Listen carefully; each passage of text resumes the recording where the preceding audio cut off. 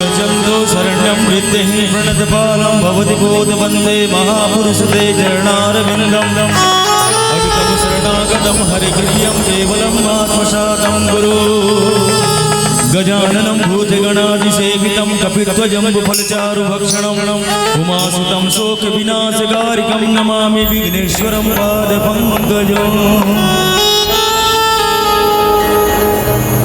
प्रेम से बोलो घासीदास बाबा की।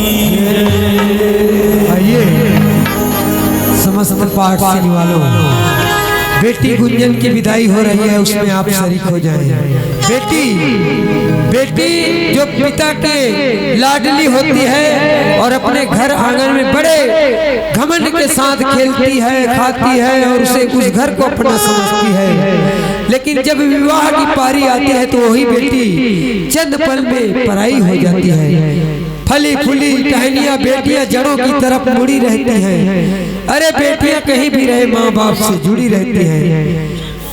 जब माँ बाप के पास बेटा होता है तो केवल आभास होता है, लेकिन बेटी 7 समुद्र पार दिल्ली में रहे और माँ पाठशाली से खांस भी दे तो एहसास होती है।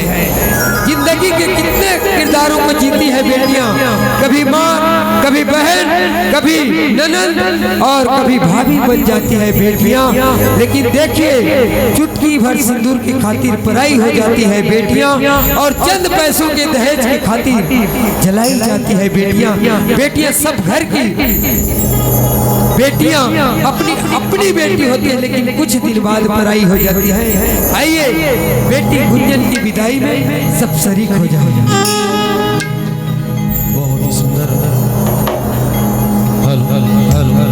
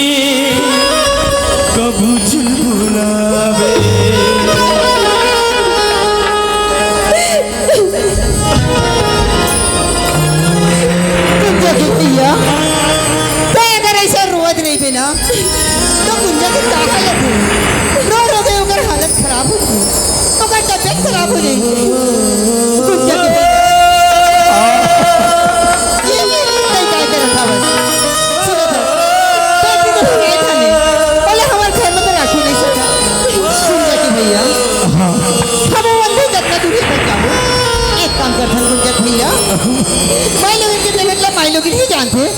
चल मैं गुंजन को बस समझा दे रहा हाय भगवान, आज मेरे घर पूरा चिल्लाओगे भगवान। अरे ये गाँव वाला मत बोला थे कि जेकर घर में ना लड़की पैदा होते ना वो पराये के धाने का आदमी।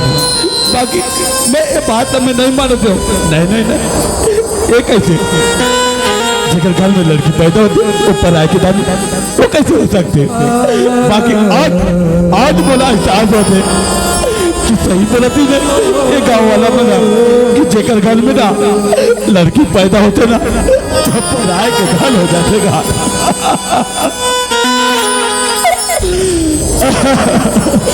गुंजन भैया